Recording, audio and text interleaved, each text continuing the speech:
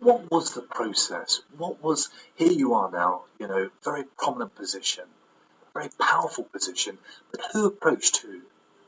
Um, I was invited to come to the Justice Department to meet with Jack Straw, and there we went. And we did an interview, and I'm told that there were five other candidates, and we just went from there, really. And I heard a few days ago. You're a very straight-talking individual, and a lot of people will be relying on you to tell the truth. Tell the truth in the sense of to tell the ministers exactly what the score is. Yes. Are you going to go for this one? Are you really going to? Oh, absolutely. That's why I've been. That's is exactly why I've got this job. It's because I am going to be challenging. I am going to take the voices, whether they are, harsh words or not. Things have got to change. They have been changing, and I fully appreciate that they really have been changing. We're miles apart from where we started, but things can always be better. And the minute you sit back and say, "Oh, we've done everything we need to," then you're in the wrong job, aren't you? Sitting opposite individuals like Jack Straw, are you confident enough to look at Jack Straw in the eye and say, Jack Straw, this is wrong and this is what you have to change? I've spoken to victims, I'm a victim. Are you prepared to do that? Oh, absolutely. I've been doing that for the last 8 years. Jack Straw was Home Secretary when I started. I challenged him then, and I'll challenge him today. I won't challenge for challenge's sake. But what Jackie and the Attorney General, they all need to know where things are going wrong, when they make changes, when they're not filtering down, when things there's something simple. Sometimes it's just a matter of the way people are treated in the court, or they'll have put in a system that really hasn't filtered down at all, and we need to find out why that hasn't. Where's the blockage? What part is that? So, for me, it's not just meeting with ministers and the so-called important voices. This is about meeting with everyone, right the way from the top, right the way down, to make sure that they're all doing their jobs properly, that the agencies are working together, because I think that's a really important thing, is that often left hand, right hand don't know what they're doing.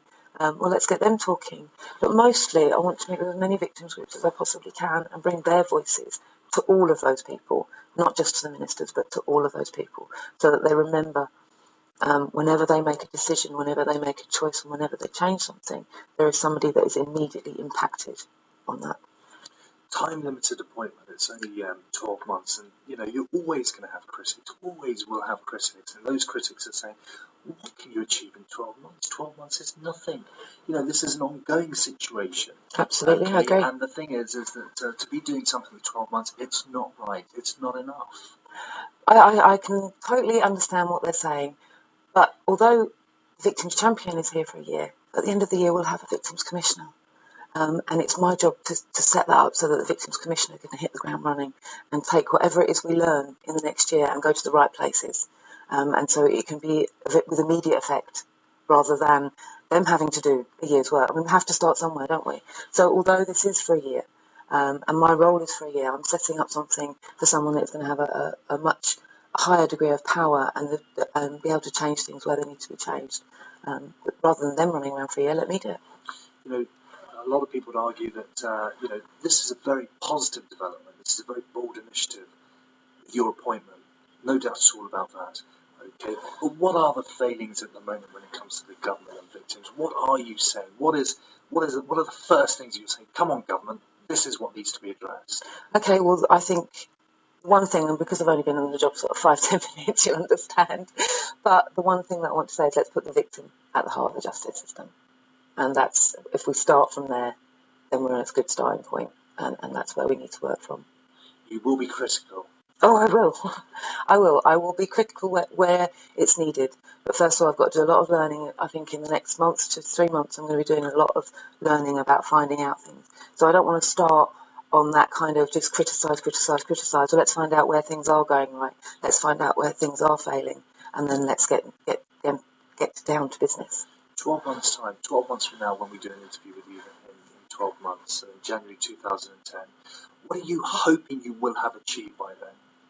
Exactly what I just said, that the victim, not the criminal, the victim is the heart of why we're doing what we do.